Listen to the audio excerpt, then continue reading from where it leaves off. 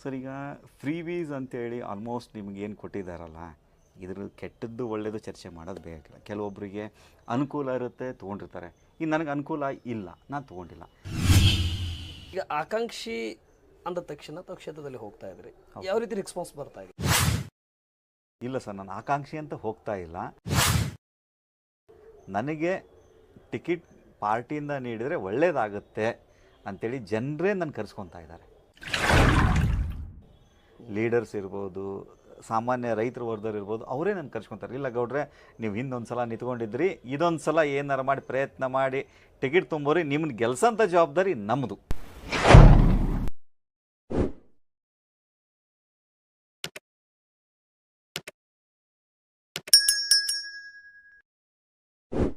Hi, hello, ನಮಸ್ತೆ ವೀಕ್ಷಕರೇ. ಇಂದು ಹಾವೇರಿ ಜಿಲ್ಲೆ ಶಿಗ್ಗಾವಿ 83ನೇ ವಿಧಾನಸಭಾ ಕ್ಷೇತ್ರದಲ್ಲಿ ನ್ಯೂಸ್ 43 ಇಂಡಿಯಾ ತಂಡ ಭೇಟಿ ಮಾಡಿದೆ. ನ್ಯೂಸ್ 43 ಇಂಡಿಯಾ ತಂಡ ಭೇಟಿ ಮಾಡಿರ್ತಕ್ಕಂಥ ವಿಶೇಷತೆ, ಭೇಟಿ ಮಾಡಿರ್ತಕ್ಕಂಥ ಮೂಲ ಅಜೆಂಡಾ, ಈ ಕ್ಷೇತ್ರದ ಜನನಾಯಕ ವಿಶೇಷ ಸಂದರ್ಶನದಲ್ಲಿ ನಮ್ಮ ಜೊತೆ 2013ರಲ್ಲಿ KJP ಕರ್ನಾಟಕ ಜನತಾ ಪಕ್ಷದಿಂದ ಸ್ಪರ್ಧೆ ಮಾಡಿರ್ತಕ್ಕಂಥ ಮಾನ್ಯ ಶ್ರೀ ಬಾಪುಗೌಡ ಕಾಶಿನಾಥ ಗೌಡ ಪಾಟೀಲ್ ಅವರು ಈ ಬಾರಿ ಒಂದು ಮೆಸೇಜಿನ ಮೇರೆಗೆ ಶಿಗ್ಗಾವಿ 83ನೇ ವಿಧಾನಸಭಾ ಕ್ಷೇತ್ರದಲ್ಲಿ ಭಾರತೀಯ ಜನತಾ ಪಕ್ಷದ ಪ್ರಬಲ ಟಿಕೆಟ್ ಸೇವಾ ಆಕಾಂಕ್ಷಿಯಾಗಿರ್ತಕ್ಕಂಥವರು ಇವರು. ಅದೇ ವಿಧಾನಸಭಾ ಕ್ಷೇತ್ರದ ಸ್ಥಳೀಯರಾಗಿದ್ದಿರ್ತಕ್ಕಂಥವರು, ಕುಂದೂರು ಜಿಲ್ಲಾ ಪಂಚಾಯತಿ ಕ್ಷೇತ್ರದ ಕುಂದೂರು ಗ್ರಾಮ ಪಂಚಾಯತಿ ವ್ಯಾಪ್ತಿಯಲ್ಲಿ ಬರುವಂಥ ವ್ಯಕ್ತಿ ಬಾಪುಗೌಡ ಪಾಟೀಲ್ ಅವರು. ಬನ್ನಿ ವೀಕ್ಷಕರೇ, ನ್ಯೂಸ್ 43 ಇಂಡಿಯಾದ ಹಾವೇರಿ ಜಿಲ್ಲೆಯ ಶಿಗ್ಗಾವಿ 83ನೇ ವಿಧಾನಸಭಾ ಕ್ಷೇತ್ರದ ಉಪಚುನಾವಣೆಯ ಭಾರತೀಯ ಜನತಾ ಪಕ್ಷದ ಪ್ರಬಲ ಟಿಕೆಟ್ ಸೇವಾ ಆಕಾಂಕ್ಷಿಯಾಗಿ ಆಗ್ತಾ ಇದ್ದಾರೆ. ಹೈಕಮಾಂಡ್ ಒಪ್ಪಿದರೆ ನಾನು ಆಕಾಂಕ್ಷಿ ಅಲ್ಲ, ಅಭ್ಯರ್ಥಿ. ಮತದಾರರು ಒಪ್ಪಿದರೆ ನಾನು ಅಭ್ಯರ್ಥಿ ಅಲ್ಲ, ವಿಧಾನಸಭೆಯ ಸದಸ್ಯ ಅಂತ ಈ ಕ್ಷೇತ್ರದ ಮತಬಾಂಧವರ ಮನವೊಲಿಸೋದಲ್ಲಿ ಯಶಸ್ವಿ ಆಗ್ತಾ ಬಂದಿರತಕ್ಕಂಥ ಬಾಪುಗೌಡ ಪಾಟೀಲ್ ಮತ್ತು ಈ ಕ್ಷೇತ್ರದ ವಿಶೇಷ ಸಂದರ್ಶನ, ಕ್ಷೇತ್ರದ ಜನನಾಯಕ. ಬನ್ನಿ ವೀಕ್ಷಕರೇ, ಅವ್ರ ಜೊತೆ ಮಾತಾಡೋಣ. ಸರ್ ನಮಸ್ಕಾರ. ನಮಸ್ಕಾರ ಸರ್. ನ್ಯೂಸ್ 43 ಇಂಡಿಯಾಗೆ ಅವಕಾಶ ಮಾಡಿಕೊಟ್ಟಿದ್ದಕ್ಕೆ ತುಂಬ ಧನ್ಯವಾದಗಳು. ಸಮಯ ಇರಲಿಲ್ಲ ನಿಮ್ಮ ಹತ್ರ? ಇಲ್ಲ, ಹಾಗೇನಿಲ್ಲ ಅಲ್ಲ, ಸರ್. ಮೊದಲನೇದು. ಹೌದು. ಎರಡನೇದು ಉಪಚುನಾವಣೆ ಇದೆ. ಹೌದು. ಒಂದು ಗುಪ್ತ ಮೆಸೇಜ್ನಿಂದ ಹೌದು ಕ್ಷೇತ್ರದಲ್ಲಿ ಒಡನಾಟ ನಡೆಸ್ತಾ ಇದ್ರಿ. ಹೌದು. ಕ್ಷೇತ್ರ ಜನತೆ ಜೊತೆ ಇರುವಂಥ ಸಂದರ್ಭದಲ್ಲಿ ನಾನು ನಿಮ್ಗೆ ಡಿಸ್ಟರ್ಬ್ ಮಾಡಿದೆ. ಇಲ್ಲ ಇಲ್ಲ ಇಲ್ಲ, ಆ ರೀತಿ ಏನಿಲ್ಲ ಸರ್. ಅದಕ್ಕೆ ನನ್ನ ಸಂದರ್ಶನ ಕ್ಷೇತ್ರದ ಜನನಾಯಕ ಕಾರ್ಯಕ್ರಮಕ್ಕೆ ತಮಗೆ ಸ್ವಾಗತ ಸರ್. ಮೊದಲನೇದು. ಎರಡನೇದು, ಈ ಕ್ಷೇತ್ರದಲ್ಲಿ ಹಳೆ ವ್ಯಕ್ತಿ ನೀವು. ಹೌದು. ಹುಟ್ಟಿ ಬೆಳೆದಿರ್ತಕ್ಕಂಥ ಕ್ಷೇತ್ರ. ಹೌದು. ಅದರ ಜೊತೆಯಲ್ಲೂ ಕೂಡ ಬಿಫಾರ್ಮ್ ಹಿಡ್ಕೊಂಡು KJP ಇಂದ ಸ್ಪರ್ಧೆ ಮಾಡಿದ್ದು. ಹೌದು. ಅವಾಗಿನ ಸಂದರ್ಭಕ್ಕೂ ಇವಾಗಿನ ಉಪಚುನಾವಣೆಗೂ ಅವಾಗಿನ ಸಾರ್ವತ್ರಿಕ ಚುನಾವಣೆಗೂ ಏನು ವ್ಯತ್ಯಾಸ ಇದೆ? ಬಾಪುಗೌಡ ಪಾಟೀಲ್ ಅಂದರೆ ಈ ಕ್ಷೇತ್ರಕ್ಕೆ ಯಾರು ಸರ್? ನಾನು ಈ ಕ್ಷೇತ್ರಕ್ಕೆ ಹೊಸಬನಂಕರು ಅಲ್ಲ. ನಾನು ಜನಸಾಮಾನ್ಯರ ಜೊತೆ ನಿರಂತರವಾಗಿ ನಾನು ಟಚ್ನಲ್ಲಿದ್ದೀನಿ. ರೈತ ವರ್ಗದ ಜೊತೆ ಎಲ್ಲ ಜೊತೆ ನಾನು ಟಚ್ನಲ್ಲಿದ್ದೀನಿ. ಲೀಡರ್ಸ್ ಜೊತೆ ಟಚ್ನಲ್ಲಿದ್ದೀನಿ. ಸೊ ಕ್ಷೇತ್ರ ನನಗೇನು ಹೊಸದಲ್ಲ. ಕೆಲವು ಸಂದರ್ಭದಲ್ಲಿ ಜನರಿಂದ ದೂರ ಆಗಿರ್ಬೋದು, ಬಿಟ್ಟರೆ ಕ್ಷೇತ್ರ ನನಗೇನು ಹೊಸದಲ್ಲ ಸರ್. ಸರಿ ಸರ್, ಕ್ಷೇತ್ರ ಹೊಸದಲ್ಲ ಅಂತ ತಾವು ಹೇಳ್ತಾ ಇದ್ರಿ. 13ರಲ್ಲಿ ಸ್ಪರ್ಧೆ ಮಾಡಲಿಕ್ಕೆ ಆ ಕಾರಣ ಏನು ಸರ್? ಅವತ್ತು BS ಯಡಿಯೂರಪ್ಪನವರು ಭಾರತೀಯ ಜನತಾ ಪಾರ್ಟಿಯಲ್ಲಿದ್ದರು. ಅನಿವಾರ್ಯ ಕಾರಣಗಳಿಂದ KJP ಮಾಡಿದರು. ಅವತ್ತಿನ ಸಂದರ್ಭದಲ್ಲಿ ಉದಾಸಿ ಅಣ್ಣವ್ರು ಅವ್ರ ಜೊತೆ ನಿಂತ್ಕೊಂಡ್ರು. ಸೊ ನಮ್ಮ ಜಿಲ್ಲೆ ನಾಯಕರು CM ಉದಾಸಿಯರು, ದಿವಂಗತ CM ಉದಾಸಿಯರು ಇದ್ದರು, ಇವಾಗಿಲ್ಲ. ಸೊ ಅವ್ರ ನೇತೃತ್ವದಲ್ಲಿ ನಾನು ಅವ್ರ ಒಂದು ಮಾತಿನ ವೇರಿಗೆ ಅವತ್ತು ಏನು ಹಿಂದೆ ಮುಂದೆ ವಿಚಾರ ಮಾಡ್ದೇ ಸನ್ಮಾನ್ಯ BS ಯಡಿಯೂರಪ್ಪನವರು CM ಉದಾಸಿಯರು ಅವತ್ತು ನನಗೆ ಬಿಫಾರ್ಮ್ ಕೊಟ್ಟರು. ಸೊ ಅವತ್ತಿನ ಸಂದರ್ಭದಲ್ಲಿ 2013 ಬಸವರಾಜ ಬೊಮ್ಮಾಯಿ ಅವ್ರ ವಿರುದ್ಧ ಮತ್ತು ಅಜಂಪೀರ್ ಖಾದ್ರಿ ಅವರು ಕಾಂಗ್ರೆಸ್ ನಿಂತ್ಕೊಂಡು ಅವ್ರ ವಿರುದ್ಧ ಸ್ಪರ್ಧೆಯಾಗಿ ನಾನು ನಿಂತ್ಕೊಂಡು. ಸರಿ ಸರ್, ಚುನಾವಣೆನೇ ಗೊತ್ತಿಲ್ಲ ನನಗೆ, ಅಣ್ಣವರ ಫಾಲೋವರ್ಸ್ ಅನ್ನೋದಕ್ಕಿಂತ ಅಣ್ಣವರ ಆಪ್ತ ಬಳಗದಲ್ಲಿ ನಾನು ಇದ್ದೆ ಅಂತ ತಾವು ಹೇಳಿದ್ರಿ. ಹೌದು. ಹೇಗೆ ಸರ್ ಸಡನ್ಲಿ ಈ ಲೊಕೇಶನ್ ಹಿಂಗೆ ಬದಲಾವಣೆ ಆಗಿಬಿಡ್ತು? ಇಲ್ಲ, ಆವಾಗ KJP BS ಯಡಿಯೂರಪ್ಪನವ್ರ ನೇತೃತ್ವದಲ್ಲಿ, ಭಾರತೀಯ ಜನತಾ ಪಕ್ಷ ಜಗದೀಶ್ ಶೆಟ್ಟರ್ ಅವ್ರ ನೇತೃತ್ವದಲ್ಲಿ, ಕಾಂಗ್ರೆಸ್ ಪಕ್ಷ ಸಿದ್ದರಾಮಯ್ಯ ಅವರ ನೇತೃತ್ವದಲ್ಲಿ ಹೇಗೆ ನಿಮ್ಮ ಕಡೆ ತಿರುಚಿ ಆಗಿಬಿಡ್ತು ಸರ್ ಇದು? ಇಲ್ಲ, ತಿರುಚು ಅಂತ ಏನಿಲ್ಲ ಸರ್. ಅವತ್ತಿನ ಸಮಯ ಸಂದರ್ಭ ಆ ರೀತಿ ಬಂದವು. ನಾವು ಉದಾಸೀನ ಯಡಿಯೂರಪ್ಪನವ್ರ ಫಾಲೋವರ್ಸು. ಸೊ ಅವರು ಸ್ಟ್ಯಾಂಡಾಗಿ ನಿಂತ್ಕೊಂಡ್ವಿ ಹೊರತು ಆಮೇಲೆ ಮತ್ತೆ ಹೊಳ್ಳಿ BJP KJP ಒಂದಾದವು. ಸೊ ಅವಾಗ ಮತ್ತೆ ಅನಿವಾರ್ಯ ಎಲ್ಲರೂ ನಾವು ಒಂದಾದ್ವಿ. ಅವತ್ತು ಯಡಿಯೂರಪ್ಪನವ್ರ ನೇತೃತ್ವದಲ್ಲಿ ಮತ್ತೆ ನಾವು ಭಾರತೀಯ ಜನತಾ ಪಾರ್ಟಿಗೆ ಹೋದ್ವಿ. ಅವಾಗ ಸನ್ಮಾನ್ಯ ಪ್ರಹ್ಲಾದ್ ಜೋಶಿ ರಾಜ್ಯಾಧ್ಯಕ್ಷರು, ಅವ್ರ ನೇತೃತ್ವದಲ್ಲಿ ಬೆಂಗಳೂರಲ್ಲಿ ಪಾರ್ಟಿ ಸೇರ್ಪಡೆ ಆದ್ವಿ. ಸರಿ ಸರ್, ಈ ಬಾರಿ ಶಿಗ್ಗಾಂವಿ ಉಪಚುನಾವಣೆಯಲ್ಲಿ ನಿಮ್ಮ ಹೆಸರು ಕೂಡ ಕಂಡು ಬರ್ತಾ ಇದೆ. ಭಾರತೀಯ ಜನತಾ ಪಕ್ಷದಿಂದ ಪ್ರಬಲ ಆಕಾಂಕ್ಷಿ ಅಂತೇಳಿ ಬರ್ತಾ ಇದೆ. ಈ ಪ್ರಬಲ ಆಕಾಂಕ್ಷಿ ಅನ್ನೋದಕ್ಕಿಂತ ಅಲ್ಲಿ ಭಾರತೀಯ ಜನತಾ ಪಕ್ಷಕ್ಕೆ ಸುಮಾರು 2008ರಿಂದ 2023 ಚುನಾವಣೆವರೆಗೆ ಗೆಲುವು ಸಾಧನೆಯಾಗಿದೆ ಮಾನ್ಯ ಬಸವರಾಜ ಬೊಮ್ಮಾಯಿ ಅವರಿಂದ. ಆ ಅವಕಾಶ ಮತ್ತೊಂದು ಪಕ್ಷಕ್ಕೆ ಹೋಗೋದಕ್ಕಿಂತ ನಿಮ್ಮ ಪಕ್ಷಕ್ಕೆ ನೆಲ ಗಟ್ಟಿ ಮಾಡ್ಕೊಳ್ಳಿಕ್ಕೆ ಬಾಪುಗೌಡ ಪಾಟೀಲ್ ಏನು ಮಾಡಬಹುದು ಸರ್? ಈಗ 2008ರಿಂದ ಮೊದಲ ಕ್ಷೇತ್ರ ಹೇಗಿತ್ತು, ಇವಾಗ ಹೇಗಾಗಿದೆ ಅನ್ನೋದನ್ನು ಎಲ್ಲ ಜನಸಾಮಾನ್ಯರೆಲ್ಲರಿಗೂ ಗೊತ್ತು. ಸೊ ಏನು ಅಭಿವೃದ್ಧಿ ಆಗಿದೆ, ಏನು ಅಭಿವೃದ್ಧಿ ಆಗಿಲ್ಲ ಅನ್ನೋದು ಎಲ್ಲರಿಗೂ ಗೊತ್ತು. ಬಟ್ ನಾನೊಬ್ಬ ರೈತ ಕುಟುಂಬದಿಂದ ಬಂದವನು, ನನಗೆ ಏನು ಮಾಡಬೇಕು ಅನ್ನೋದು ಕೆಲವೊಂದು ವಿಷನ್ಸ್ ಇದ್ದಾವೆ. ಆಲ್ರೆಡಿ ಒಂದು 70% ಕೆಲಸ ಆಗಿದ್ದಾವೆ, ಕೆಲಸ ಆಗಿಲ್ಲ ಅಂತ ಹೇಳ್ತಾ ಇಲ್ಲ. ಸನ್ಮಾನ್ಯ ಭಾರತೀಯ ಜನತಾ ಪಾರ್ಟಿ, ಸನ್ಮಾನ್ಯ ಯಡಿಯೂರಪ್ಪನವ್ರು ಇರ್ಬೋದು, ಸನ್ಮಾನ್ಯ ಬಸವರಾಜ ಬೊಮ್ಮಾಯಿ ಇರ್ಬೋದು, ಅವ್ರ ನೇತೃತ್ವದಲ್ಲಿ ಎಲ್ಲ ಕೆಲಸಗಳು ಆಗಿದ್ದಾವೆ. ಅರ್ಥಪೂರ್ಣ ಆಗಿರೋಂಥ ಕೆಲಸ ಎಲ್ಲ ಆಗಿದ್ದಾವೆ. ಕೆಲವೊಂದು ಏನಾದರೂ ನ್ಯೂನತೆಗಳನ್ನಿದ್ರೆ ಅದನ್ನು ನಾನು ಸರಿ ಮಾಡ್ಕೊಂಡು ಹೋಗ್ತೀನಿ. ಸರಿ ಸರ್, ಬಾಪುಗೌಡ ಪಾಟೀಲ್ ಅವರನ್ನೇ ಯಾಕೆ ಟಿಕೆಟ್ ಕೊಡಬೇಕು? ಆ ಕ್ಷೇತ್ರದಲ್ಲಿ ಒಂದು ಹೆಸರು ಬರ್ತಾ ಇದೆ, ಒಂದು ಸದ್ದನ್ನು ಬರ್ತಾ ಇದೆ. ಆ ಸದ್ದು ಬರ್ತಾ ಇರೋದು ಆ ಕ್ಷೇತ್ರದಲ್ಲಿ ಹೊರಗಿನವರಿಗೆ ಅವಕಾಶ ಇಲ್ಲ, ಸ್ಥಳೀಯವರಿಗೆ ಅವಕಾಶ ನೀಡಬೇಕು. ಇದು ಕಾಂಗ್ರೆಸ್ನಿಂದನೂ ಬರ್ತಾ ಇದೆ, ಇದು ಭಾರತೀಯ ಜನತಾ ಪಕ್ಷದಿಂದ ಕೂಡ ಆ ಕ್ಷೇತ್ರ ಮತ ಬಾಂಧವರಿಂದ ಬರ್ತಾ ಇದೆ. ಇದರಲ್ಲಿ ಬಾಪುಗೌಡ ಪಾಟೀಲ್ ಅವರ ಪಾತ್ರ ಏನಾಗಿರಬಹುದು? ಸೊ ನಾನು 2013ರಲ್ಲಿ KJPಯಿಂದ ಸ್ಪರ್ಧೆ ಮಾಡಿದ್ದೀನಿ. ಸೊ ಅವತ್ತಿನಿಂದ ನಿರಂತರವಾಗಿ ಸಂಪರ್ಕದಲ್ಲಿ ಇದ್ದೀನಿ. ನಾನು ಒಳ್ಳೇದು ಮಾಡೋಕ್ಕಾಗಿಲ್ಲ ಅಂದರೂ ಕೆಟ್ಟದ್ದು ಯಾರಿಗೂ ಮಾಡಿಲ್ಲ ಇವತ್ತಿನವರೆಗೂ.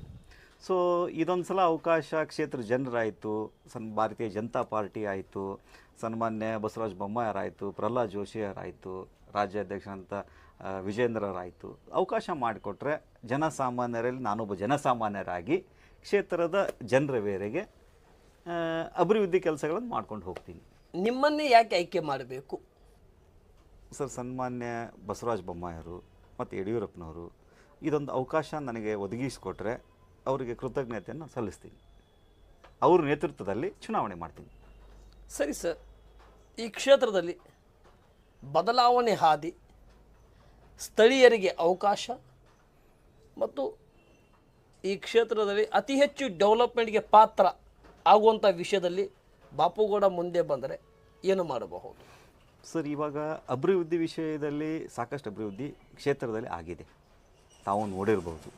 ಕೆಲವೊಂದು ಅಭಿವೃದ್ಧಿ ಮಾಡಬೇಕಂತ ನನಗೂ ಒಂದು ಕೆಲವೊಂದು ಕನಸುಗಳಿದ್ದಾವೆ. ಇನ್ನೂ ಡೆವಲಪ್ಮೆಂಟ್, ಹೆಚ್ಚಿನ ಒಂದು ಡೆವಲಪ್ಮೆಂಟ್ಗೆ ಆದ್ಯತೆ ನೀಡ್ತೀನಿ. ಕೆಲವೊಂದು ರೈತರಿಗೆ ಇನ್ನೂ ಕೆಲವೊಂದು ಏನು ಅಭಿವೃದ್ಧಿ ಆಗಬೇಕನ್ನೋದನ್ನು ಕೆಲವೊಂದು ಸೋರ್ಸಸ್ ಇದ್ದಾವೆ. ನಾನು ರೈತ ಕುಟುಂಬದಲ್ಲಿ ಬಂದು ಏನು ಆಗಿದೆ ಅನ್ನೋದು ನಾನು ಕಣ್ಣಾರೆ ನೋಡಿದ್ದೀನಿ. ಸೊ ನನಗೂ ಒಂದು ಅವಕಾಶ ಮಾಡಿಕೊಟ್ರೆ ಒಂದು ಅಭಿವೃದ್ಧಿ ಮಾಡೋಂಥ ಒಂದು ಒಳ್ಳೆ ಇದು ಆಗುತ್ತೆ ಅಂತ ನಾನು ಭಾರತೀಯ ಜನತಾ ಪಾರ್ಟಿನ ಕೇಳ್ತಾ ಇದ್ದೀನಿ. ಸರಿ ಸರ್, ಈ ಕ್ಷೇತ್ರದಲ್ಲಿ ಸುಮಾರು 30 ವರ್ಷದಿಂದ ಕಾಂಗ್ರೆಸ್ ಸೋಲ್ತಾ ಇದೆ. ಹೌದು. 1989ರಿಂದ 1999ರವರೆಗೆ ಕೊನೆ ಶಾಸಕರಾಗಿ ಆಡಳಿತ ನಡೆಸಿರ್ತಕ್ಕಂಥ ಮಂಜುನಾಥ್ ಕುನ್ನೂರು ಅವರು. ನಂತರ 1999ರಲ್ಲಿ ಮತ್ತೆ ಸ್ಪರ್ಧೆ ಮಾಡಿದರು, ಪರಾಜಿತರಾದರು. ಆವಾಗ ಅಜ್ಜಂಪೀರ್ ಖಾದ್ರಿ ಅವರು ಆಯ್ಕೆಯಾದರು. ನಂತರ ಸಿಂಧೂರು ಅವರು ಆಯ್ಕೆಯಾದರು. ಅಲ್ಲಿಂದ ಮತ್ತೊಳ್ಳಿ ಸಿಂಧೂರು ಅವರು ಆಯ್ಕೆ ಆದ ನಂತರ ಮತ್ತೊಳ್ಳಿ ಬಸವರಾಜ ಬೊಮ್ಮಾಯಿ ಅವರು ಆಯ್ಕೆಯಾದರು. ಭಾರತೀಯ ಜನತಾ ಪಕ್ಷ ನಿಮ್ಮನ್ನೇ ಆಯ್ಕೆ ಮಾಡಲಿ ಅಥವಾ ಭರತ ಬೊಮ್ಮಾಯಿಯವರಾಗಿರಲಿ, ಸಂಕಲ್ಪ ಶೆಟ್ಟರವರಾಗಿರಲಿ, ಸೀಮಾ ಮಸೂತಿಯವರಾಗಿರಲಿ, ಅಥವಾ ಶ್ರೀಕಾಂತ್ ದುಂಡಿಗೌಡರಾಗಿರಲಿ, ಅಥವಾ ಶಶಿಧರ್ ಏಲಿಗಾರ್ ಅವರಾಗಿರಲಿ, ಈ 6-7 ಜನರಲ್ಲಿ ಒಬ್ಬರನ್ನ ಆಯ್ಕೆ ಮಾಡಿದರೆ ಈಗ ಪಾರ್ಟಿ ನಿರ್ಣಯ ಏನಾಗುತ್ತೆ ಅದು ಫೈನಲ್. ಈಗ ನಾನಾದ್ರೂ ಪಾರ್ಟಿ ಟಿಕೆಟೇ ಕೇಳ್ತಾ ಇದ್ದೀನಿ, ಭಾರತೀಯ ಜನತಾ ಪಾರ್ಟಿ ಟಿಕೆಟೇ ಕೇಳ್ತಾ ಇದ್ದೀನಿ. ಸೊ ಪಾರ್ಟಿ ಸ್ಟ್ಯಾಂಡ್ ತೊಗೊಂಡು ಇದರಲ್ಲಿ ಯಾರನ್ನಾದ್ರೂ ಗುರುತಿಸಿ ಟಿಕೆಟ್ ಕೊಟ್ಟು ಅವ್ರ ಪರವಾಗಿ ನಾನು ಕೆಲಸ ಮಾಡ್ತೀನಿ. ಸರಿ ಸರ್, ಮೊನ್ನೆ ಕೂಡ ನಡೆದಿರ್ತಕ್ಕಂಥ ಸಾರ್ವತ್ರಿಕ ವಿಧಾನಸಭೆ ಚುನಾವಣೆಯಲ್ಲೂ ಕೂಡ ಬಸವರಾಜ ಬೊಮ್ಮಾಯಿ ಅವರು ಆಯ್ಕೆಯಾದರು. ಹೌದು. ಆದರೆ VIP ಅಂದ ತಕ್ಷಣ ಬೇರೆ 2-3 ಕ್ಷೇತ್ರದಲ್ಲಿ ಸ್ಪರ್ಧೆ ಮಾಡಲಿಲ್ಲ. ತಮ್ಮದೇ ಕ್ಷೇತ್ರದಲ್ಲಿ, ಕರ್ಮಭೂಮಿಯಲ್ಲಿ ಕ್ಷೇತ್ರದಲ್ಲಿ ಅವರು ಸ್ಪರ್ಧೆ ಮಾಡಿದರು. ಆದರೆ ಈಗಿನ ಚುನಾವಣೆಯಲ್ಲಿ ಕಾಂಗ್ರೆಸ್ಸಿನ 5 ಗ್ಯಾರಂಟಿ ಮತ್ತು ಮಹಿಳೆಯರಿಗೆ ವಿಶೇಷವಾಗಿ ಕೊಟ್ಟಿರ್ತಕ್ಕಂಥ 2 ಗ್ಯಾರಂಟಿಯಿಂದ ಭಾರತೀಯ ಜನತಾ ಪಕ್ಷಕ್ಕೆ ಏನಾದರೂ ಡ್ಯಾಮೇಜ್ ಆಗೋದಿಲ್ವಾ ಸರ್ ಈ ಬಾರಿ ಚುನಾವಣೆಯಲ್ಲಿ? ಇಲ್ಲ ಸರ್, ಆ ರೀತಿಯಲ್ಲ. ಪಾರ್ಟಿ ಅಲ್ಲಿ ಸ್ಟ್ರಾಂಗ್ ಬೇಸ್ ಇದೆ. ಸತತ್ 4 ಚುನಾವಣೆ ಗೆದ್ದಿದ್ದಾರೆ. ಪ್ಲಸ್ ಅಲ್ಲಿ ಬಸವರಾಜ ಬೊಮ್ಮಾಯಿಯವರು ಭಾರತೀಯ ಜನತಾ ಪಾರ್ಟಿ ಎರಡೂ ಒಟ್ಟಿಗೆ ಸೇರಿಕೊಂಡು ಕೆಲಸ ಮಾಡ್ತಾ ಇದ್ದಾವೆ. ಸೊ ಆ ರೀತಿ ಗ್ಯಾರಂಟಿ ವರ್ಕೌಟ್ ಆಗುತ್ತೆ ಅನ್ನೋ ಮಾತೇನಿಲ್ಲ ಸರ್ ಅಲ್ಲಿ. ಸರ್ ಕೆಲವೊಂದಿಷ್ಟು ಕ್ಷೇತ್ರದಲ್ಲಿ ಮತ್ತು ಅಲ್ಲಿರುವಂಥ 5-6 ಜಡ್ಪಿ ಶಿಗ್ಗಾಂವಿ, ಸವಣೂರು, ಹೌದು, ಬಂಕಾಪುರ ಹತ್ತಿರ ಬರುವಂಥ 5-6 ಜಡ್ಪಿಯಲ್ಲಿ ಕೂಡ ನಮ್ಮ ನ್ಯೂಸ್ ಆಫ್ 43 ಇಂಡಿಯಾ ಹೌದು ತಂಡ ಭೇಟಿ ಮಾಡಿದಾಗ ಇಲ್ಲ ಸರ್ ನಾವು 4 ಬಾರಿ ಹೊರಗಿನವ್ರಿಗೆ ಅವಕಾಶ ಕೊಟ್ಟಿದ್ದೀವಿ, ಈ ಬಾರಿ ಸ್ಥಳೀಯರಿಗೆ ಕೊಡಬೇಕು ಅನ್ನೋಂಥ ವಿಚಾರಗಳನ್ನು ಇದು ಒಂದನೇದು ಅವರು ಹೇಳಿದ್ದು.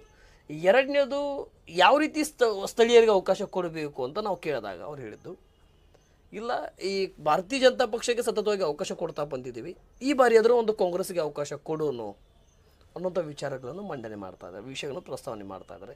ಇದ್ರ ಬಗ್ಗೆ ತಾವೇನಂತೀರಿ ಒಂದು ಆಕಾಂಕ್ಷಿಯಾಗಿ? ಸರ್, ಪ್ರಸ್ತಾವನೆ ಕ್ಯಾಶುವಲಿ ನಾನು ಹೋದಾಗೂ ಹೇಳ್ತಿರ್ತಾರೆ, ಪ್ರಸ್ತಾವನೆ ಬೇರೆ.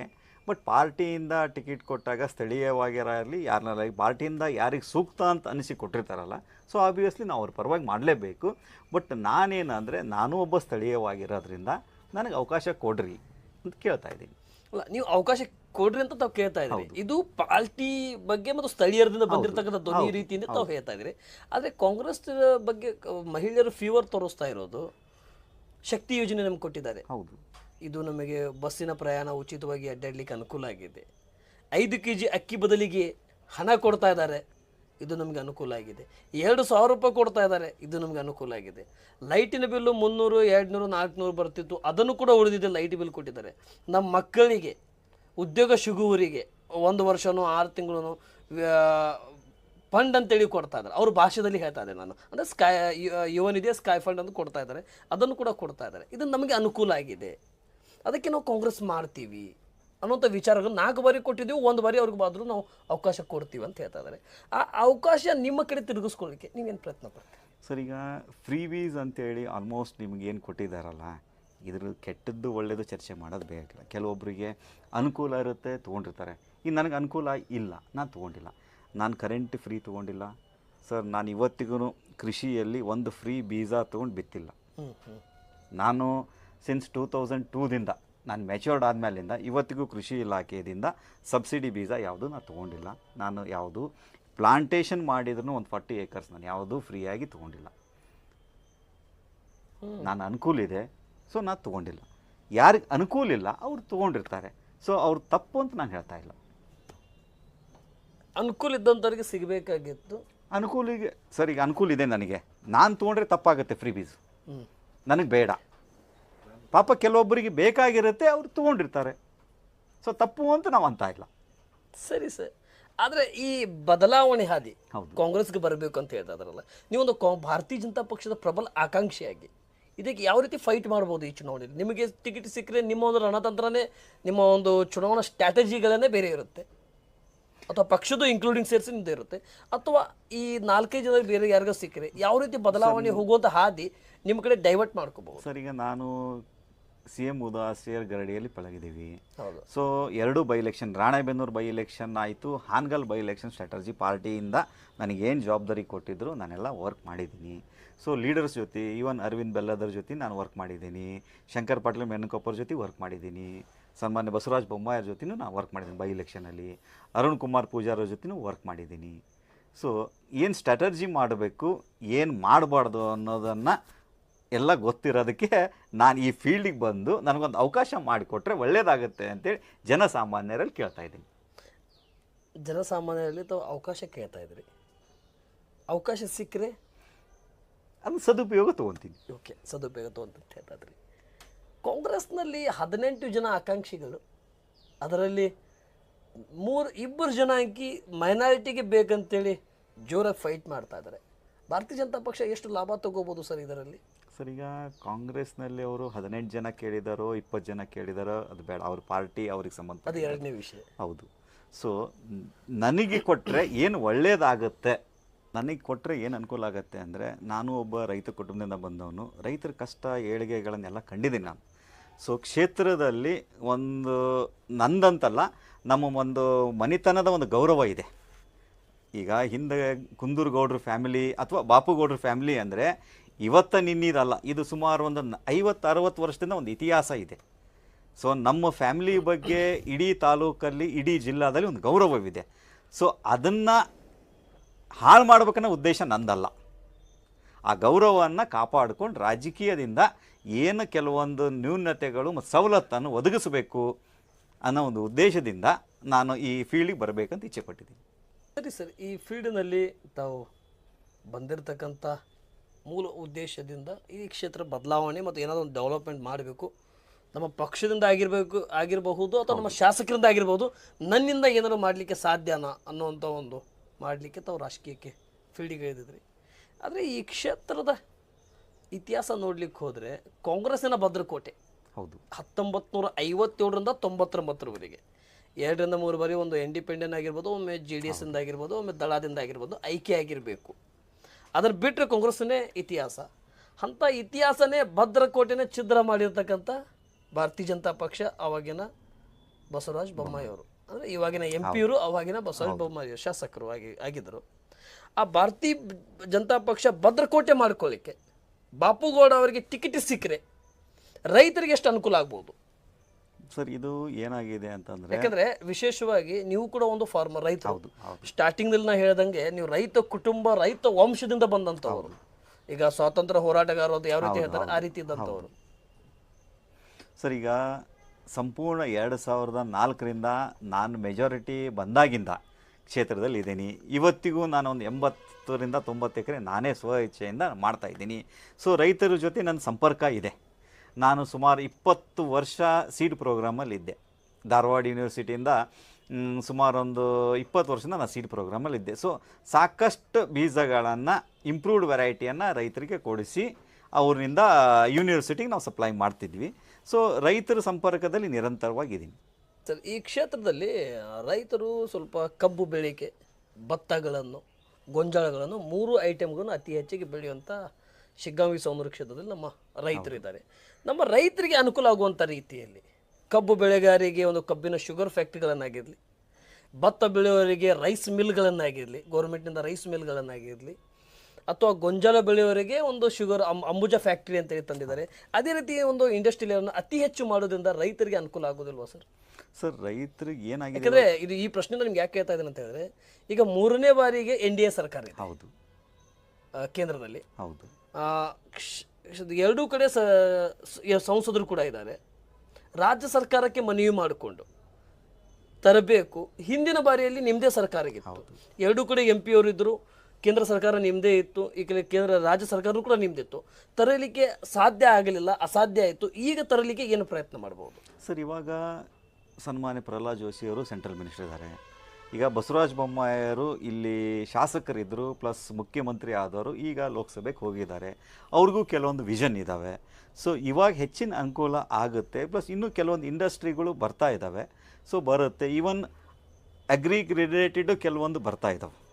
ಸೊ ಅಗ್ರಿ ರಿಲೇಟೆಡ್ ಬಂದಷ್ಟು ಹೆಚ್ಚಿನ ಅನುಕೂಲ ರೈತರಿಗೆ ಆಗುತ್ತೆ. ಬಟ್ ರೈತರಿಗೆ ಏನಾಗಿದೆ ಸರ್ ನಮ್ಮಲ್ಲಿ ಪರಿಸ್ಥಿತಿ ಅಂತಂದರೆ, ಇವಾಗ ಶೂನ್ಯ ಬಂಡವಾಳದಲ್ಲಿ ಹೆಚ್ಚಿನ ಲಾಭ, ಶೂನ್ಯ ಬಂಡವಾಳದಲ್ಲಿ ಹೆಚ್ಚಿನ ಲಾಭ, ಖರ್ಚು ವೆಚ್ಚ ಇಲ್ದೇ ಹೆಚ್ಚಿನ ಒಂದು ಲಾಭದ ಕಡೆ ಗಮನ ಕೊಡಬೇಕು. ಈಗ ಸುಮ್ಮನೆ ಅಂಗಡಿಗೆ ಹೋದೆ, ಅವ್ರು ಏನು ಹೇಳ್ತಾರೆ ಅಂತ ತೊಗೊಂಡು ಬಂದೆ, ಸುಮ್ಮನೆ ಸ್ಪ್ರೇ ಮಾಡಿದೆ ಅನ್ನೋಕ್ಕಿಂತ ಸರ್ ನೀವು ನಮ್ಮಲ್ಲಿ ಬನ್ನಿ, ನಾನು ಮಂತ್ಲಿ ಕಂಡಕ್ಟ್ ಮಾಡ್ತೀನಿ.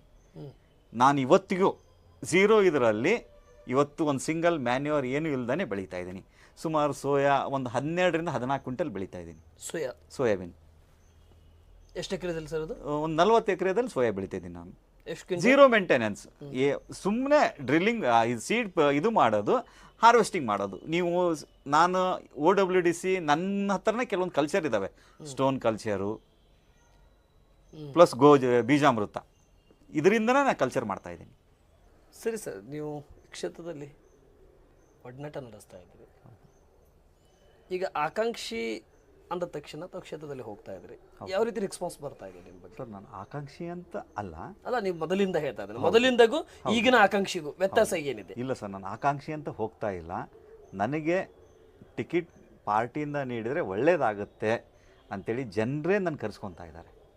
ಲೀಡರ್ಸ್ ಇರ್ಬೋದು, ಸಾಮಾನ್ಯ ರೈತರ ವರ್ಗದವ್ರು ಇರ್ಬೋದು, ಅವರೇ ನನ್ನ ಕರ್ಸ್ಕೊತಾರೆ. ಇಲ್ಲ ಗೌಡ್ರೆ, ನೀವು ಹಿಂದೊಂದು ಸಲ ನಿಂತ್ಕೊಂಡಿದ್ರಿ, ಇದೊಂದು ಸಲ ಏನಾರು ಮಾಡಿ ಪ್ರಯತ್ನ ಮಾಡಿ ಟಿಕೆಟ್ ತುಂಬೋರಿ, ನಿಮ್ಮನ್ನ ಗೆಲ್ಸೋಂಥ ಜವಾಬ್ದಾರಿ ನಮ್ಮದು.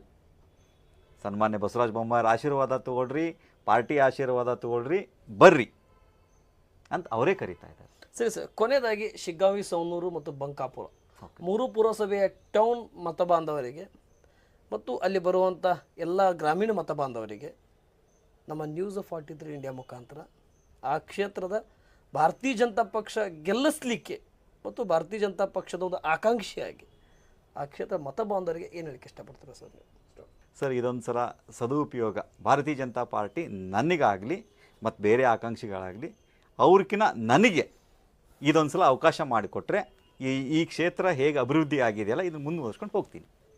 ನನಗೆ ಭಾರತೀಯ ಜನತಾ ಪಾರ್ಟಿಯಿಂದ ಸದುಪಯೋಗ ಮಾಡಿಕೊಟ್ರೆ 5ನೇ ಬಾರಿ ಸತತ ಈ ಶಿಗ್ಗಾಂವ ಸವಣೂರನ್ನು ಗೆಲ್ಲಿಸ್ಕೊಂಡು ಹೋಗೋಂಥ ಜವಾಬ್ದಾರಿ ನಂದು ಮತ್ತು ನನ್ನ ಜೊತೆ ಇರೋಂಥ ಎಲ್ಲ ನಾಯಕರು ಇರ್ಬೋದು, ಸನ್ಮಾನ್ಯ ಬಸವರಾಜ ಬೊಮ್ಮಾಯಿಯವ್ರ ನೇತೃತ್ವದಲ್ಲಿ ಈ ಚುನಾವಣೆಯನ್ನು ಗೆಲ್ತೀವಿ.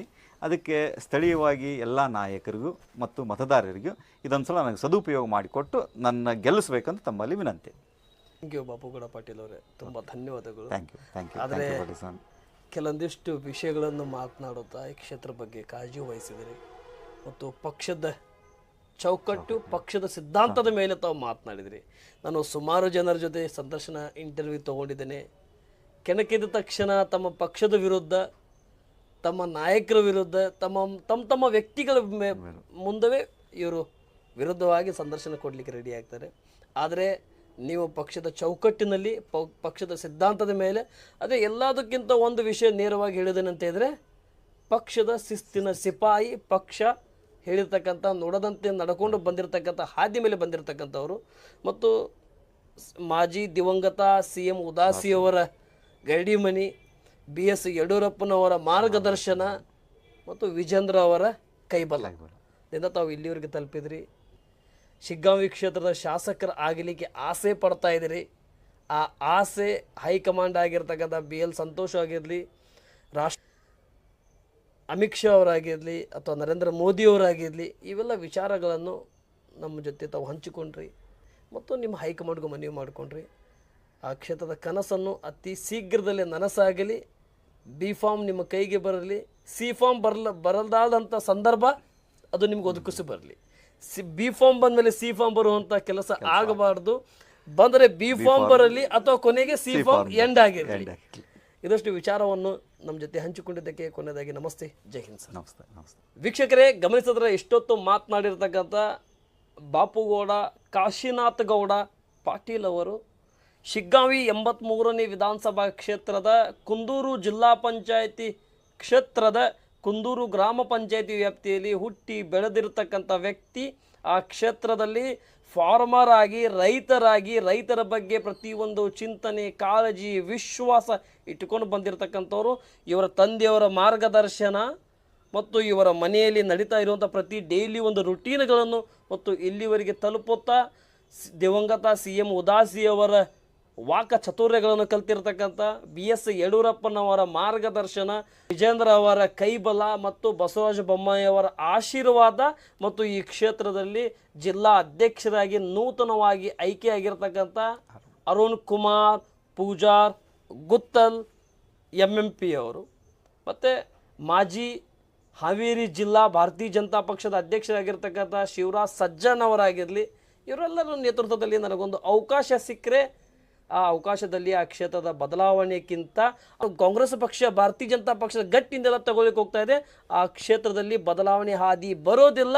ಭಾರತೀಯ ಜನತಾ ಪಕ್ಷಕ್ಕೆ ಸೀಮಿತವಾಗುವಂಥ ಆ ಕ್ಷೇತ್ರ ನಾವು ಮಾಡೇ ತೀರ್ತೀವಿ, ನನಗೆ ಸಿಗಲಿ ಅಥವಾ ಮತ್ತೊಬ್ಬರಿಗೆ ಸಿಗಲಿ. ಆದರೆ ಆ ಕ್ಷೇತ್ರ ಭದ್ರಕೋಟೆ ಭಾರತೀಯ ಜನತಾ ಪಕ್ಷದ ಅಂತ ತಿಳಿಸಿರ್ತಕ್ಕಂಥ ಇದಷ್ಟು ವಿಚಾರದೊಂದಿಗೆ ಮತ್ತೆ ಭೇಟಿಯಾಗ್ತೇನೆ. ನಮ್ಮ ಜೊತೆ ಹಾವೇರಿ ಜಿಲ್ಲೆಯ ಶಿಗ್ಗಾಂವಿ 83ನೇ ವಿಧಾನಸಭಾ ಕ್ಷೇತ್ರದ ಉಪಚುನಾವಣೆಯ ಪ್ರಬಲ ಟಿಕೆಟ್ ಸೇವಾ ಆಕಾಂಕ್ಷಿಯಾಗಿರ್ತಕ್ಕಂಥ ಬಾಪುಗೌಡ ಕಾಶಿನಾಥ್ ಗೌಡ ಪಾಟೀಲ್ ಅವ್ರ ಜೊತೆ ಮತ್ತೆ ಭೇಟಿ ಆಗ್ತಾನೆ. ಅಲ್ಲಿವರೆಗೂ ನೋಡ್ತಾರೆ ನ್ಯೂಸ್ 43 ಇಂಡಿಯಾ. ಜೈ ಹಿಂದ್.